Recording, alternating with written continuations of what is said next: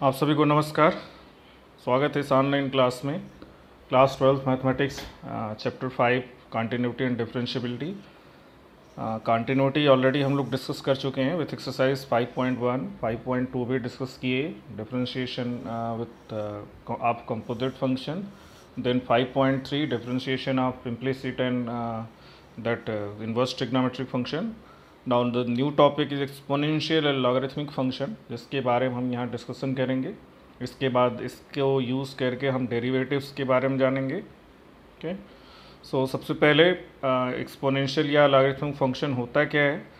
अब यहाँ पे फिगर आप देखिए, डायग्राम दिया हुआ है फंक्शन से। यहाँ पे y is equal to f1x, जिसमें हमने straight line y is equal to x लिया हुआ है। इसके बाद y is equal to f2x जो कि x स्क्वायर है, y is equal to f3x जो कि x क्यूब है, y is equal to f4x x to the power 4 है। इस सबके ग्राफ यहाँ पे प्लॉट भी किए गए हैं। ग्राफ कैसे प्लॉट किया जाता है ये आपको ऑलरेडी बताया गया है। और y is equal to x is the straight line passing through the origin and equally incline with coordinate axis, ये इसकी प्रॉपर्टी होती है।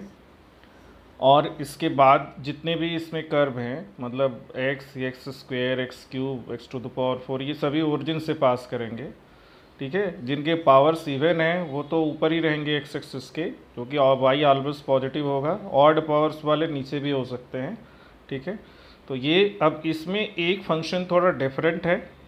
अब वो देखिए डिफरेंट क्या है, तो y is equal to 10 to the power x different है, बिकॉज बाकी सब में जो x है वो वेरिएबल है।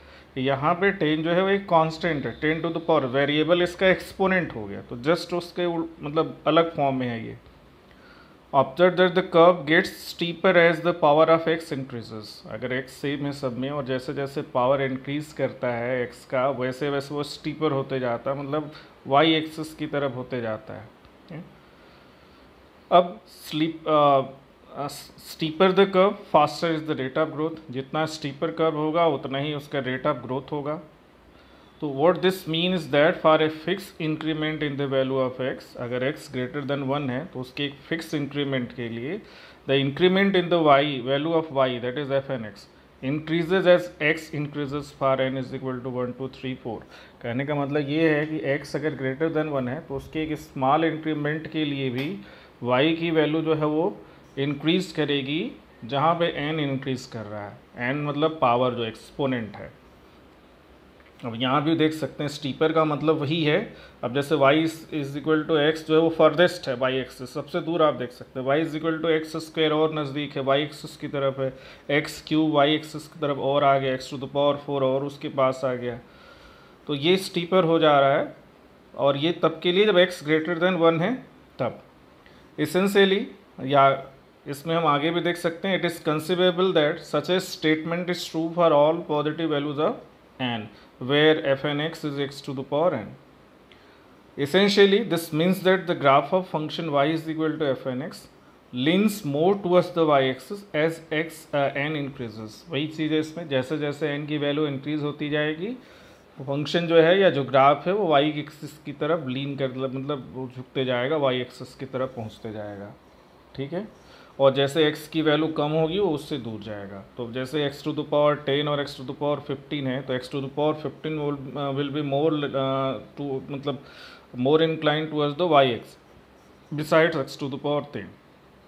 ठीक है, so leans most towards the y axis. And then for example f10x x to the power 10 and f15x x to the power 15, if x increases from 1 to 2, अगर अब हम x को इंक्रीज करते हैं from 1 to 2, f10 increases from 1 to 10 2 to the power 10।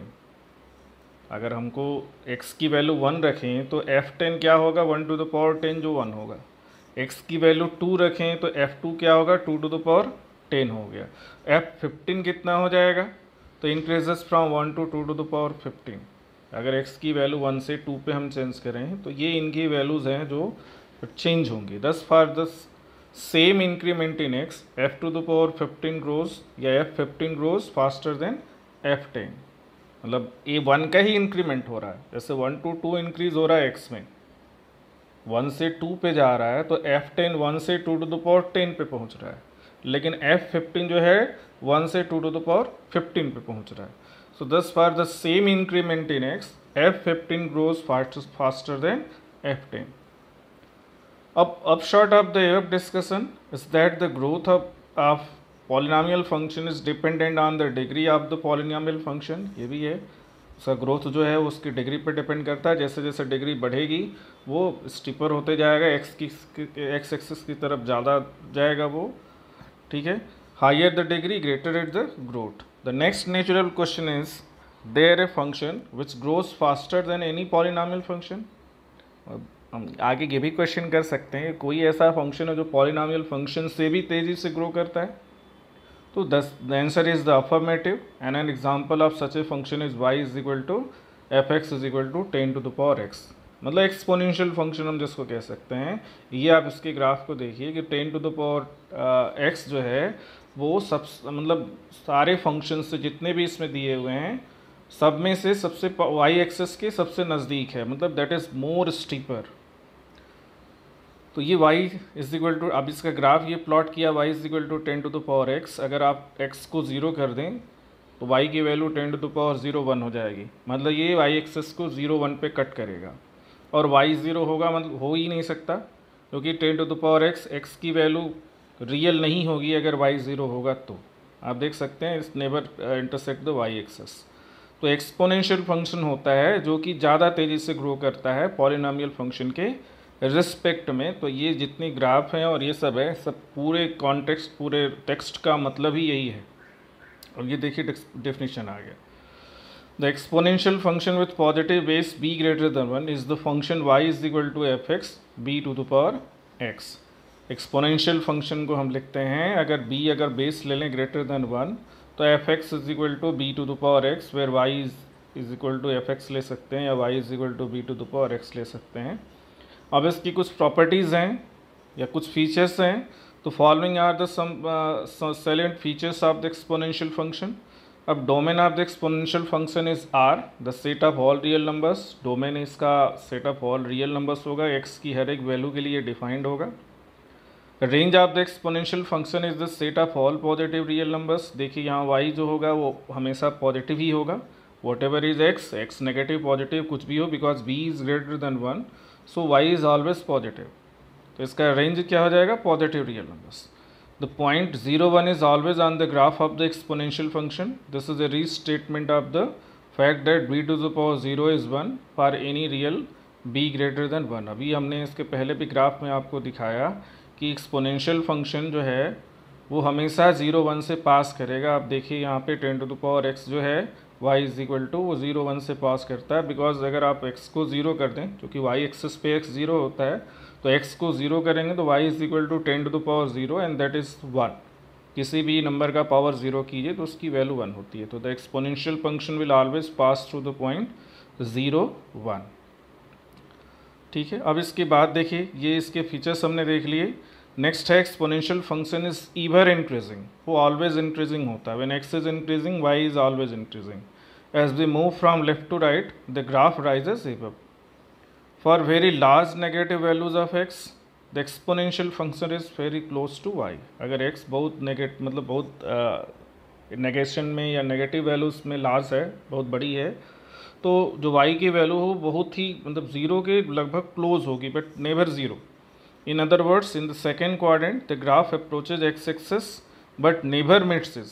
x-axis को approach तो कर रहा है लेकिन कभी वो मिलेगा नहीं, because y is never 0 here. y is always positive, not 0. Anywhere x की कोई भी वैल्यू होगी एक्सपोनेंशियल फंक्शन में y कभी भी 0 नहीं होगा. तो ये 0 की तरफ अप्रोच करता है जैसे जैसे आप इसके लेफ्ट में जाओगे, लेकिन it never meets the x-axis. So exponential function will with base 10 is called the common exponential function.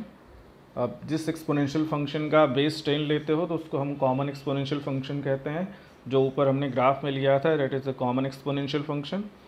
अब एक टर्म होता है जो आपने क्लास 11th में अपेंडिक्स में पढ़ा था, 1 + 1 upon factorial 1 + 1 upon factorial 2 + 1 upon factorial 3. अब इसकी वैल्यू जो होती है 2 to 3 के बीच में लाई करती है. आप ऐसे भी देख सकते हो 1 + समथिंग 1 + 1. सेकेंड टर्म की वैल्यू 1 होगी तो 1 + 1 2 हो गया, तो 2 + something that will be between 2 and 3. 2 से ज़्यादा है 3 से कम है, डिनोटेड बाई ई. अब इसको ई हम बोलते हैं. Using this e as the base, we obtain an extremely important exponential function y is equal to e to the power x. अब इसी e को जो कि 2 और 3 के बीच में है, जिसका expansion 1 plus 1 upon factorial 1 plus 1 upon factorial 2 up to infinite तक है, उसको हम e कहते हैं और उसको बेस ले लें तो function y is equal to e to the power x वो एक एक्सपोनेंशियल फंक्शन हो जाएगा और इसको हम नेचुरल एक्सपोनेंशियल फंक्शन कहते हैं। 10 बेस होने पे कॉमन एक्सपोनेंशियल फंक्शन हो गया, e बेस होने पे नेचुरल एक्सपोनेंशियल फंक्शन हो गया।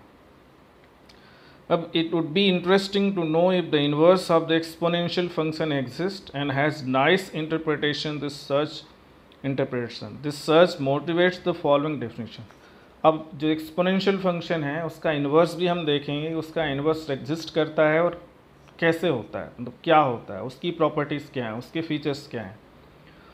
So let b greater than 1 be a real number, then we say logarithmic of a base of a to base b is x if b to the power x is equal to a। अब किसी भी number को आप exponential form में change कीजिए और फिर उसको एक स्पेशल एक्सप्रेशन में एक्सप्रेस कीजिए लॉग के फॉर्म में, तो वो उस एक्सपोनेंशियल फंक्शन का इन्वर्स होता है। अब जैसे यहाँ b to the power x is equal to a हो गया, तो हम ये कहेंगे कि a बेस पे b बेस पे a का लॉग वैल्यू x है,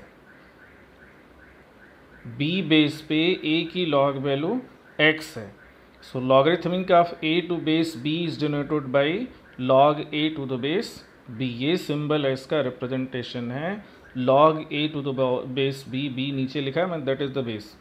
दस log b to the base a is equal to x if, अब ये log से एक्सपोनेंशियल फॉर्म में लिखना हो तो अब b जो है बेस होता है, x जो है वो एक्सपोनेंट होता है, b to the power x में x क्या एक्सपोनेंट है और a क्या है, नंबर है जिसको एक्सपोनेंट फॉर्म में लिखा गया है। तो log से एक्सपोनेंट फॉर्म में और एक्सपोनेंट से log फॉर्म में हम लिख सकते हैं। जैसे log a to the base b is equal to x, तो a नंबर हो गया, b बेस हो गया और x एक्सपोनेंट हो गया। So a is equal to b to the power x, ये एक्सपोनेंशियल फॉर्म हो जाएगा। So let us work with a few explicit examples to get a feel for this. अब इसको हम बहुत अच्छे से समझेंगे, फंक्शन कैसे डिफाइंड है, कहाँ से कहाँ तक। On a slightly more mature note, fixing a base b greater than 1, we may look at logarithm as a function from positive real number to all real numbers. Domain जो होता है logarithmic function का वो all real number होता है, sorry positive real numbers होता है। Range all real number होता है और domain is positive real number, क्योंकि पॉजिटिव रियल नंबर की हम लॉग वैल्यू निकालते हैं। Log a to the base b is equal to x where a is always positive, ठीक है। तो this function is called logarithmic function, is defined by log b base है ये r plus 2r, where x is ये that tends to fx log x to the base b that is y। x अगर हम लेते हैं तो इसका मतलब y नंबर हो गया, x बेस हो गया, x y एक्सपोनेंट हो गया, x बेस हो नंबर हो गया और b बेस हो गया। तो अगर इसको हम एक्सपोनेंशियल फॉर्म में रखेंगे तो x is equal to, x is the number, b is the base, y is the exponent, तो x is equal to b to the power y हो जाएगा। तो देखिए दोनों में ये कन्वर्टेबल हैं, लॉग से एक्सपोनेंशियल फॉर्म, एक्सपोनेंशियल से लॉग फॉर्म में। अगर जैसे आपको लिखना है 16 is equal to 2 to the power 4, तो 16 नंबर हो गया, 2 बेस हो गया और 4 जो है उसका एक्सपोनेंट हो गया। तो लॉग फॉर्म में लिखेंगे तो log 16 to the base 2 is equal to 4, 4 exponent हो जाएगा वो। So if the base b is equal to 10, जिसको हम कॉमन एक्सपोनेंशियल फॉर्म कहते हैं, we say it is common logarithmic, and if b is equal to a then we say it is natural. Log के form में common log होगा, exponential form में common exponential form होता है, और e अगर बेस है तो वो नेचुरल लॉग हो जाएगा। तो often natural log is denoted by only ln। In this chapter log x denotes the logarithm function to base e, that is the natural log, ln x will be written as simply log x। इस chapter में जहाँ भी log x है उसका मतलब वो natural log है। ये देखिए यहाँ पे फंक्शंस दिए हुए हैं, log x अब अलग अलग बेस पे है, लेकिन अब देखिए एक्सपोनेंशियल फंक्शन में क्या था कि वो 0 1 से पास करता था, हर एक exponential function was passing through 0 1, लेकिन अब log फंक्शन क्या होगा, वो 1 0 से, हर एक log फंक्शन 1 0 से पास करेगा, ठीक है। अब log 0 अगर हम करेंगे किसी भी बेस पे तो अगर नंबर है तो वो डिफाइन आप मतलब ये x की वैल्यू ज़ीरो हो ही नहीं सकती, इसमें किसी भी नंबर का किसी भी पावर में अगर आप ज़ीरो लिख ही नहीं सकते। जैसे आप 0 is equal to 2 to the power something नहीं लिख सकते, 10 टू द पावर समथिंग नहीं लिख सकते, ठीक है। वो 10 टू जैसे 2 to the power minus infinitive है तो वो ज़ीरो होगा, बस minus infinitive is not the real. y को अगर हम ज़ीरो करते हैं इसमें तो x is equal to 10 to the power zero हो जाएगा, एक्सपोनेंशियल, या 2 टू द पावर ज़ीरो हो जाएगा, ये e to the power zero हो जाएगा, और जिसकी वैल्यू जो होती है 1 होती है। तो y 0 हो गया, x 1 हो गया, तो this will pass through 1 0 always, just opposite to the exponential function which will pass through the 0 1 point always. So the above figure gives the plots of logarithmic function to base 2, e and 10. अब देखिए ये दो तीन graph इसके बनाए गए हैं, 2 base पे भी बनाया गया है इसको, e बेस पे भी बनाया गया है, 10 बेस पे भी बनाया गया है इसकी function. Some of the important observation about the logarithmic function to any base p greater than 1 is are listed below. अब ये कुछ ऑब्जर्वेशन हैं जिनको हम साइलेंट फीचर्स भी कह सकते हैं। We cannot make a meaningful definition of logarithm of non-positive numbers and hence the domain of log function is positive real number. किसी भी नेगेटिव नंबर का log वैल्यू पॉसिबल नहीं, हम नहीं फाइंड करते हैं। तो जैसे log -5 कर दिए तो that is not defined, that is not meaningful, so its domain is set of positive real numbers. Range of log function is the set of all real numbers. अब जो रेंज है वो उसका सेट ऑफ ऑल, चूँकि log की value जो होती है वो नेगेटिव पॉजिटिव दोनों हो सकती है। 0.10 is always on the graph of the log function, ये आप देख चुके हैं। The log function is ever increasing, that is as we move from left to right the graph arises above. तो it is always increasing function, it is ever increasing function. For x very near to 0, अगर x बहुत है 0 है तो the value of log x can be made lesser than any given real number. वो किसी भी given real number से छोटा हो सकता है। In other words, in the fourth quadrant the graph approaches y axis but never meet it. जैसे जैसे x कम होगा very near to 0, y will touch the graph will touch the y axis at infinite, means that is near to y axis but never meet it. आप ये भी देख सकते हैं, जैसे एक्सपोनेंशियल फंक्शन x के x एक्सिस के पास तो हो सकता है बट कभी भी उसको टच नहीं करेगा या इंटरसेक्ट नहीं करेगा। तो ये देखिए दोनों ही फंक्शन है, एक्सपोनेंशियल फंक्शन है, लॉगरिथमिक फंक्शन है, दोनों एक दूसरे के मिरर इमेज है for the line y is equal to x, वो एक दूसरे के इनवर्स हैं। So figure 5.11 gives the plot of y is equal to e to the power x and y is equal to ln x. It is of interest to observe that the two curves are the mirror image of each other reflected in the line y is equal to x. ये एक दूसरे के mirror image हैं और एक दूसरे के form में चेंज भी हो सकते हैं, रिड्यूस भी हो सकते हैं। जैसे y is equal to e to the power x है, इसको अगर हम log के टर्म में लिखें तो e बेस हो गया, y नंबर हो गया और x एक्सपोनेंट हो गया, तो that will be log y to the base e is equal to x। अब यहाँ इसको डिफरेंट फॉर्म में y को, चूँकि दोनों में ही y को एज ए फंक्शन लिया है तो ये अलग अलग चीज़ें, चूँकि y को फिर x में रिप्लेस कर देंगे इन्वर्स निकालने के लिए, जैसे आप पहले निकालते रहे हो। तो देखिए ये दोनों मेन फंक्शन हैं, इनको ध्यान दीजिए आप, एक्सपोनेंशियल फंक्शन और logarithmic function. Exponential function always 0 1 से पास करेगा, लॉगरिथमिक फंक्शन 1 0 से पास करेगा, ठीक है। ये है, अब इसमें कुछ एग्जांपल्स हैं। अब देखिए ये बहुत ही अच्छा या बहुत ही इंपॉर्टेंट रिलेशन दिया है जिसको आप यूज़ कर सकते हो डिफरेंशिएशन में। Is it true that x is equal to e to the power log x for all real x? अब e to the power log x is equal to x होता है। So first observe that the domain of log function is the set of all positive real numbers. log function की जो domain होती है वो set of all positive real numbers होती है। So the above equation is not true for non-negative या non-positive real numbers, क्योंकि log x का domain set of positive real number होता है, इसलिए ये non-positive real numbers के लिए true नहीं है। Now let y is equal to e to the power log x if y greater than 0. We may take log value of which, दोनों side का log ले लें तो log y is equal to log of e to the power log x।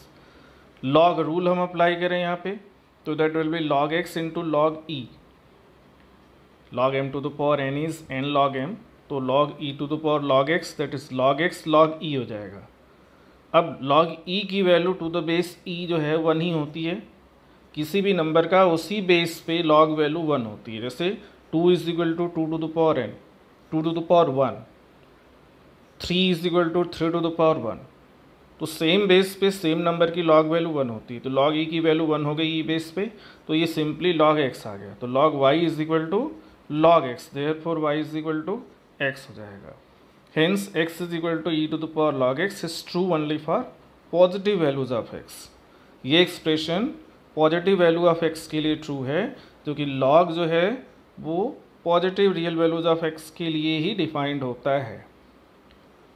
अब देखिए इनके differentiation है, ये प्रूफ नहीं है, स्टार लगा हुआ means this proof is not in the syllabus.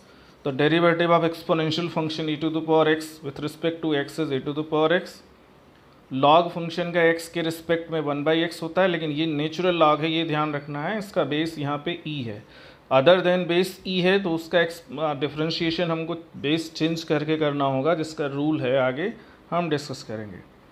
Example 29, differentiate the following with respect to x, that is e to the power -x sin x log x greater than 0, cos inverse e to the power x होगा और e to the power cos x है। अब देखिए e to the power -x से इसको differentiate करना है हमको, तो e to the power x का differentiation e to the power x होता है, तो वो e to the power -x हो गया। But here it is the composition, फिर -x का भी डिफ्रेंशिएशन हमको करना होगा, तो वो -1 हो जाएगा। तो ये finally -1 e to the power -x या -e to the power -x हो जाएगा। D of d x log sine x, ये सॉरी साइन लॉग x। अब ये कंपोजिशन है, चेन रूल से करना होगा, तो साइन x का डिफ्रेंशिएशन कॉस होता है, तो sign log x cos log x होगा।